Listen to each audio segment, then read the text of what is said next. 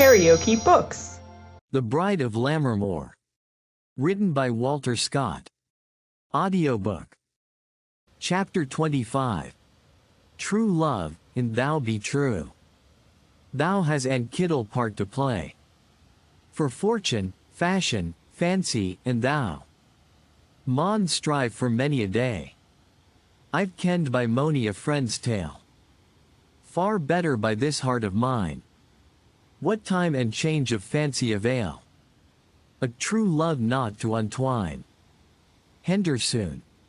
I wished to tell you, my good kinsman, said the Marquis, now that we are quit of that impertinent fiddler, that I had tried to discuss this love affair of yours with Sir William Ashton's daughter.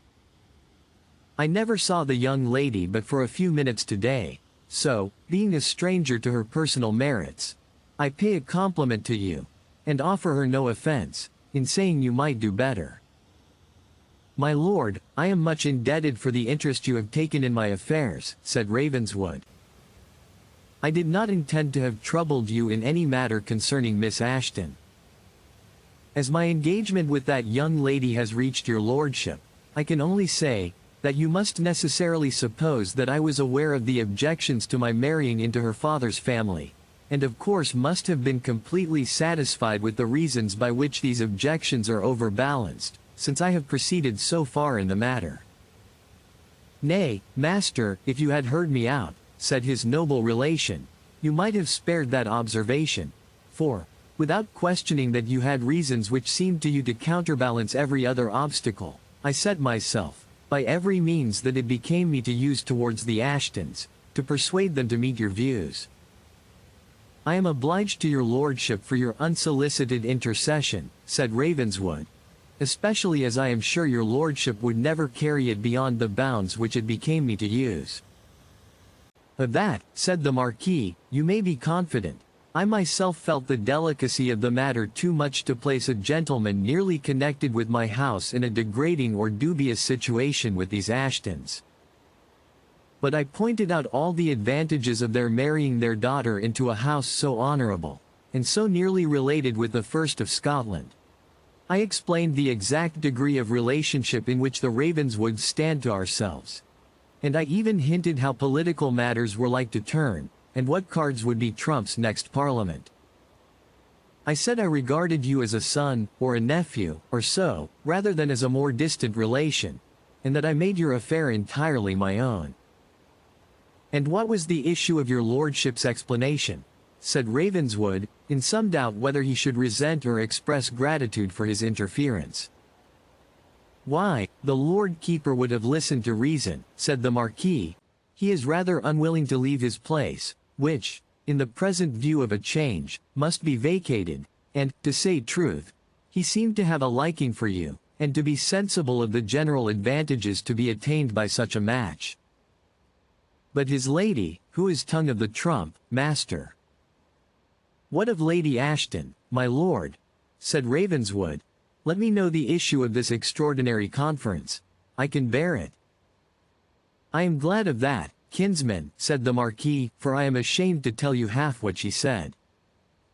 It is enough. Her mind is made up, and the mistress of a first-rate boarding school could not have rejected with more haughty indifference the suit of a half-pay Irish officer, beseeching permission to wait upon the heiress of a West India planter, than Lady Ashton spurned every proposal of mediation which it could at all become me to offer in behalf of you, my good kinsman. I cannot guess what she means. A more honorable connection she could not form, that's certain. As for money and land, that used to be her husband's business rather than hers. I really think she hates you for having the rank which her husband has not, and perhaps for not having the lands that her goodman has. But I should only vex you to say more about it. Here we are at the change house. The master of Ravenswood paused as he entered the cottage, which reeked through all its crevices, and they were not few, from the exertions of the Marquis's travelling cooks to supply good cheer and spread, as it were, a table in the wilderness. My Lord Marquis, said Ravenswood, I already mentioned that accident has put your lordship in possession of a secret which, with my consent, should have remained one even to you, my kinsman, for some time. Since the secret was to part from my own custody, and that of the only person besides who was interested in it, I am not sorry it should have reached your lordship's ears, as being fully aware that you are my noble kinsman and friend. You may believe it is safely lodged with me, Master of Ravenswood, said the Marquis, but I should like well to hear you say that you renounced the idea of an alliance which you can hardly pursue without a certain degree of degradation. Of that, my lord, I shall judge, answered Ravenswood, and I hope with delicacy as sensitive as any of my friends. But I have no engagement with Sir William and Lady Ashton. It is with Miss Ashton alone that I have entered upon the subject, and my conduct in the matter shall be entirely ruled by hers. If she continues to prefer me in my poverty to the wealthier suitors whom her friends recommend, I may well make some sacrifice to her sincere affection. I may well surrender to her the less tangible and less palpable advantages of birth, and the deep-rooted prejudices of family hatred. If Miss Lucy Ashton should change her mind on a subject of such delicacy, I trust my friends will be silent on my disappointment, and I shall know how to make my enemies so. Spoke like a gallant young nobleman, said the Marquis. For my part, I have that regard for you, that I should be sorry the thing went on. This Sir William Ashton was a pretty enough pettifogging kind of a lawyer 20 years ago, and betwixt battling at the bar and leading in committees of Parliament he has got well on. The Darien matter lent him a lift, for he had good intelligence and sound views, and sold out in time, but the best work is had out of him.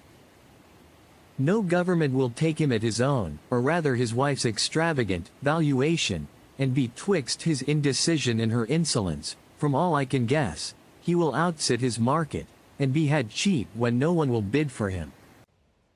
I say nothing of Miss Ashton, but I assure you, a connection with her father will be neither useful nor ornamental, beyond that part of your father's spoils which he may be prevailed upon to disgorge by way of taucher good. And take my word for it, you will get more if you have spirit to bell the cat with him in the House of Peers. And I will be the man, cousin, continued his lordship, will course the fox for you, and make him rue the day that ever he refused a composition too honorable for him, and proposed by me on the behalf of a kinsman. There was something in all this that, as it were, overshot the mark. Ravenswood could not disguise from himself that his noble kinsman had more reasons for taking offense at the reception of his suit than regarded his interest and honor, yet he could neither complain nor be surprised that it should be so. He contented himself, therefore, with repeating that his attachment was to Miss Ashton personally, that he desired neither wealth nor aggrandizement from her father's means and influence, and that nothing should prevent his keeping his engagement, excepting her own express desire that it should be relinquished, and he requested as a favor that the matter might be no more mentioned betwixt them at present, assuring the Marquis of A. that he should be his confidant in its progress or its interruption. The Marquis soon had more agreeable, as well as more interesting, subjects on which to converse.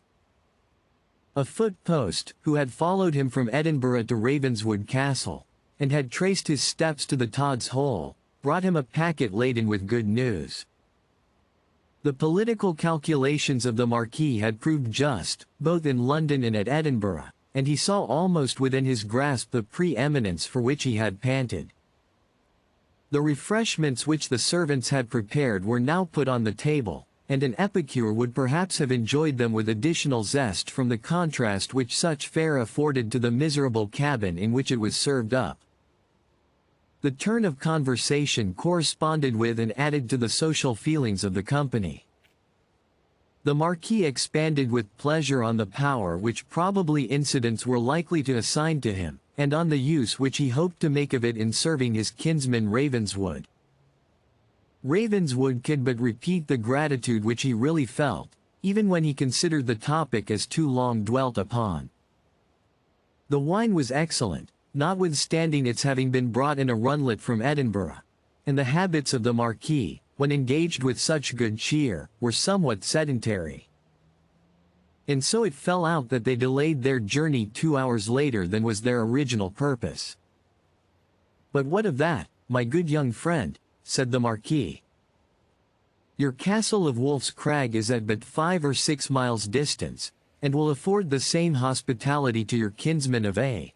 that it gave to this same Sir William Ashton." "Sir William took the castle by storm," said Ravenswood, and, like many a victor, had little reason to congratulate himself on his conquest. "Well, well," said Lord A., whose dignity was something relaxed by the wine he had drunk, "I see I must bribe you to harbor me. Come, pledge me in a bumper health to the last young lady that slept at Wolf's Crag, and liked her quarters. My bones are not so tender as hers, and I am resolved to occupy her apartment tonight, that I may judge how hard the couch is that love can soften." "Your lordship may choose what penance you please," said Ravenswood, "but I assure you, I should expect my old servant to hang himself, or throw himself from the battlements, should your lordship visit him so unexpectedly. I do assure you, we are totally and literally unprovided." But his declaration only brought from his noble patron an assurance of his own total indifference as to every species of accommodation, and his determination to see the Tower of Wolf's Crag. His ancestor, he said, had been feasted there, when he went forward with the then Lord Ravenswood to the fatal battle of Flodden, in which they both fell. Thus hard pressed, the master offered to ride forward to get matters put in such preparation as time and circumstances admitted. But the Marquis protested his kinsman must afford him his company, and would only consent that an avant courier should carry to the dissented seneschal, Caleb Balderstone, the unexpected news of this invasion. The Master of Ravenswood soon after accompanied the Marquis in his carriage, as the latter had proposed, and when they became better acquainted in the progress of the journey, his noble relation explained the very liberal views which he entertained for his relation's preferment, in case of the success of his own political schemes.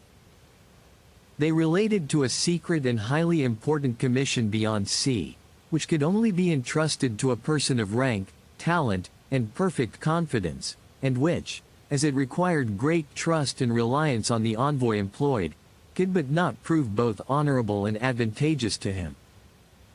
We need not enter into the nature and purpose of this commission, farther than to acquaint our readers that the charge was in prospect highly acceptable to the Master of Ravenswood, who hailed with pleasure the hope of emerging from his present state of indigence and inaction into independence and honorable exertion. While he listened thus eagerly to the details with which the Marquis now thought it necessary to entrust him, the messenger who had been dispatched to the Tower of Wolf's Crag returned with Caleb Balderstone's humble duty, and an assurance that A. should be in seemly order, sick as the hurry of time permitted, to receive their lordships as it behoved. Ravenswood was too well accustomed to his seneschal's mode of acting and speaking to hope much from this confident assurance. He knew that Caleb acted upon the principle of the Spanish generals, in the campaign of, who, much to the perplexity of the Prince of Orange, their commander-in-chief, used to report their troops as full in number, and possessed of all necessary points of equipment, not considering it consistent with their dignity, or the honor of Spain, to confess any deficiency either in men or munition, until the want of both was unavoidably discovered in the day of battle. Accordingly, Ravenswood thought it necessary to give the Marquis some hint that the fair assurance which they had just received from Caleb did not by any means ensure them against a very indifferent reception. "You do yourself injustice, master," said the Marquis, "or you wish to surprise me agreeably. From this window I see a great light in the direction where, if I remember aright, Wolf's Crag lies, and, to judge from the splendor which the old tower sheds around it, the preparations for our reception must be of no ordinary description. I remember your father putting the same deception on me, when we went to the tower for a few days hawking, about 20 years since, and yet we spent our time as jollily at Wolf's Crag as we could have done at my own hunting seat at B. Your lordship, I fear, will experience that the faculty of the present proprietor to entertain his friends is greatly abridged," said Ravenswood. "The will, I need hardly say, remains the same." But I am as much at a loss as your lordship to account for so strong and brilliant a light as is now above Wolf's Crag. The windows of the tower are few and narrow, and those of the lower story are hidden from us by the walls of the court. I cannot conceive that any illumination of an ordinary nature could afford such a blaze of light. The mystery was soon explained, for the cavalcade almost instantly halted, and the voice of Caleb Balderstone was heard at the coach window, exclaiming, in accents broken by grief and fear, "Och, gentlemen! Och, my good lords! Och, hod to the right! Wolf's Crag is burning, bower and hall, the rich plenishing outside and inside, the fine graith, pictures, tapestries, needlework, hangings, and other decorments, in a bleeze, as if they were nae mair than sae peats, or as muckle peas stray. Hod to the right, gentlemen, I implore ye. There is some SMA provision making at Lucky Smaytrash's, but oh, why for this night, and why for me that lives to see it?" Ravenswood was first stunned by this new and unexpected calamity, but after a moment's recollection he sprang from the carriage, and hastily bidding his noble kinsman good night, was about to ascend the hill towards the castle, the broad and full conflagration of which now flung forth a high column of red light, that flickered far to seaward upon the dashing waves of the ocean. "Take a horse, master," exclaimed the Marquis, greatly affected by this additional misfortune, so unexpectedly heaped upon his young protégé, "and give me my ambling palfrey, and haste forward, you knaves, to see what can be done to save the furniture, or to extinguish the fire. Ride, you knaves, for your lives."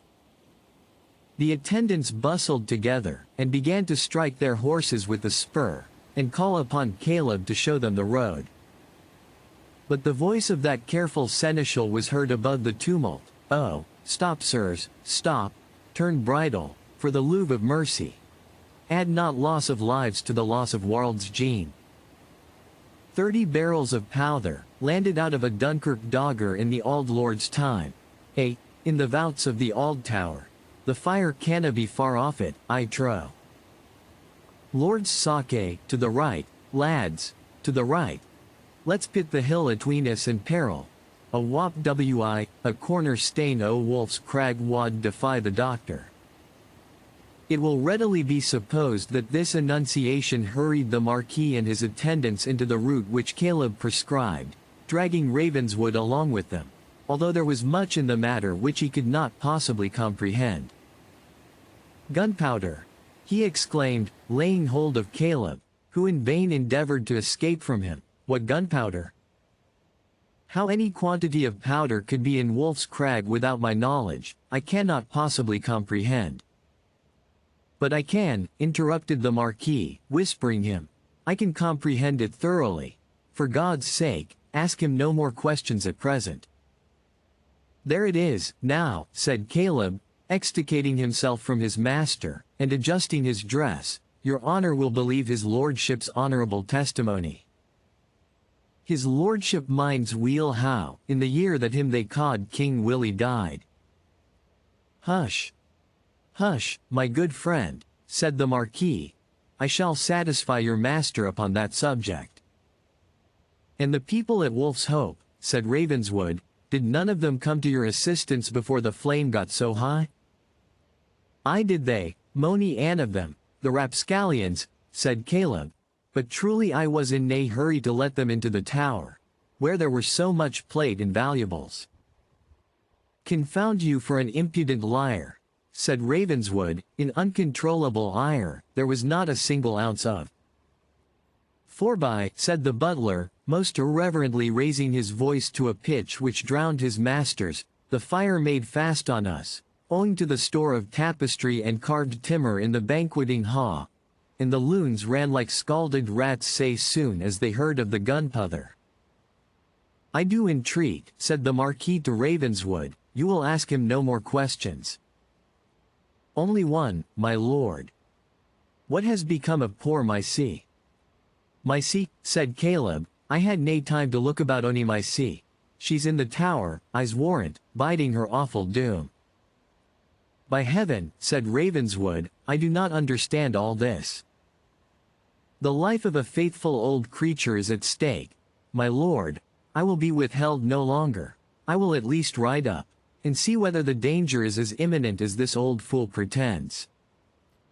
Weal, then, as I live by bread, said Caleb, my sea is weal and safe. I saw her out of the castle before I left it Mysel. Was I gaining to forget an old fellow servant? What made you tell me the contrary this moment? Said his master. Did I tell you the contrary? Said Caleb. Then I maun hae been dreaming surely, or this awesome night has turned my judgment. But safe she is, and ne'er a living soul in the castle. The better for them. They wow have gotten an uncohesy. The master of Ravenswood, upon this assurance being solemnly reiterated, and notwithstanding his extreme wish to witness the last explosion, which was to ruin to the ground the mansion of his fathers, suffered himself to be dragged onward towards the village of Wolf's Hope, where not only the change house, but that of our well-known friend the cooper, were all prepared for reception of himself and his noble guest, with a liberality of provision which requires some explanation. We omitted to mention in its place, that Lockhart having fished out the truth concerning the mode by which Caleb had obtained the supplies for his banquet, the Lord Keeper, amused with the incident, and desirous at the time to gratify Ravenswood, had recommended the Cooper of Wolf's Hope to the official situation under government, the prospect of which had reconciled him to the loss of his wild fowl. Mr. Girder's preferment had occasioned a pleasing surprise to old Caleb, for when, some days after his master's departure, he found himself absolutely compelled, by some necessary business, to visit the fishing hamlet, and was gliding like a ghost past the door of the cooper, for fear of being summoned to give some account of the progress of the solicitation in his favor, or, more probably that the inmates might upbraid him with the false hope he had held out upon the subject, he heard himself, not without some apprehension, summoned at once in treble, tenor, and bass. A trio performed by the voices of Mrs. Girder, old Dame Lou the Dyke, and the goodman of the dwelling, Mr. Caleb Balderstone. I hope ye arena ganging dry-lipped by our door, and we say muckle indebted to you? This might be said ironically as well as in earnest. Caleb augured the worst, turned a deaf ear to the trio aforesaid, and was moving doggedly on, his ancient castor pulled over his brows, and his eyes bent on the ground, as if to count the flinty pebbles with which the rude pathway was causewayed. But on a sudden he found himself surrounded in his progress, like a stately merchantman in the Gut of Gibraltar. I hope the ladies will excuse the tarpaulin phrase, by 3 Algerine galleys. Good guide us, Mr. Balderstone, said Mrs. Girder. Wa wad hae thought it of an auld and kenned friend, said the mother. And no say muckle as stay to receive our thanks, said the cooper himself, and frae the like o me that seldom offers them. I am sure I hope there's nae ill seed sown between us, Mr. Balderstone. Ony man that has said to ye I am no grateful for the situation of Queen's Cooper. Let me hae a wample at him wi, mine each that's a.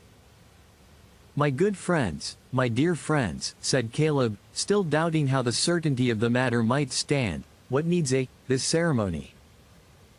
And tries to serve their friends, and sometimes they may happen to prosper, and sometimes to misgie. Nothing I care to be fashed wi, less than thanks, I never could bide them. Faith, Mr. Balderstone, ye sold hae been fashed wi, few o' mine, said the downright man of staves and hoops, if I had only your good will to thank ye for.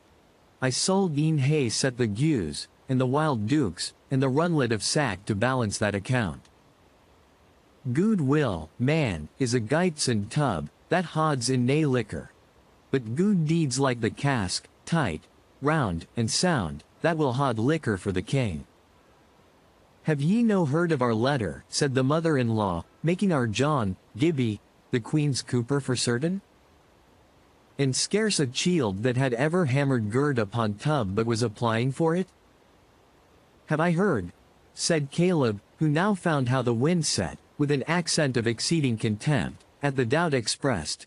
Have I heard, quotha? And as he spoke he changed his shambling, skulking, dodging pace into a manly and authoritative step, readjusted his cocked hat, and suffered his brow to emerge from under it in all the pride of aristocracy, like the sun from behind a cloud. To be sure, he canna but hae heard, said the good woman. Aye, to be sure it's impossible but I should, said Caleb, and say I'll be the first to kiss ye, Joe, and wish you, Cooper, much joy of your preferment, nothing doubting but ye ken wha are your friends, and have helped ye, and can help ye. I thought it right to look a wee strange upon it at first, added Caleb, just to see if ye were made of the right metal. But ye ring true, lad, ye ring true. So saying, with a most lordly air he kissed the women, and abandoned his hand, with an air of serene patronage, to the hearty shake of Mr. Girder's horn-hard palm. Upon this complete, and to Caleb most satisfactory, information he did not, it may readily be believed, hesitate to accept an invitation to a solemn feast, to which were invited, not only all the notables of the village, but even his ancient antagonist, Mr. Dingwall, himself. At this festivity he was, of course, the most welcome and most honored guest, and so well did he ply the company with stories of what he could do with his master with the Lord Keeper with the council, and the council with the king, queen, that before the company dismissed, which was, indeed, rather at an early hour than a late one, every man of note in the village was ascending to the top gallant of some ideal preferment by the ladder of ropes which Caleb had presented to their imagination. Nay, the cunning butler regained in that moment not only all the influence he possessed formerly over the villagers, when the baronial family which he served were at the proudest, but acquired even an accession of importance. The writer, the very attorney himself, such is the thirst of preferment, felt the force of the attraction, and taking an opportunity to draw Caleb into a corner, spoke, with affectionate regret, of the declining health of the sheriff clerk of the county. An excellent man, a most valuable man, Mr. Caleb, but fat's all I say. We are pure feckless bodies, here the day in awa, by cockscreech the morn. And if he failias, there maun be somebody in his place, and gif that ye could airt it my way, I sall be thankful, man. A glue stuffed wi gowd nobles. And, hark ye, man something canny till yoursel, and the wolf's hope Carls to settle kindly wi, the master of Ravenswood. That is, Lord Ravenswood, God bless his lordship. A smile, and a hearty squeeze by the hand, was the suitable answer to this overture, and Caleb made his escape from the jovial party, in order to avoid committing himself by any special promises. The Lord be good to me, said Caleb, when he found himself in the open air, and at liberty to give vent to the self-exultation with which he was, as it were, distended. Did ever ony man see sic a set of green gashlings? The very pigmaws and solan geese out by yonder at the base hae 10 times their sense. God, and I had been the Lord High Commissioner to the Estates o' Parliament, they couldna hae beflummed me mair. And, to speak heaven's truth, I could hardly hae beflummed them better neither. But the writer, ha, ha, ha, ha, ha, ha, ha.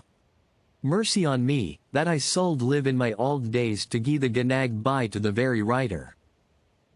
Sheriff clerk. But I hae an auld account to settle wi, the carl. And to make amends for by gains, the office shall just cost him as much time serving in tide serving as if he were to get it in good earnest, of whilk there is SMA, appearance, unless the master learns mair the ways of this world, whilk it is muckle to be doubted that he never will do. If you liked what you heard, please subscribe to the channel.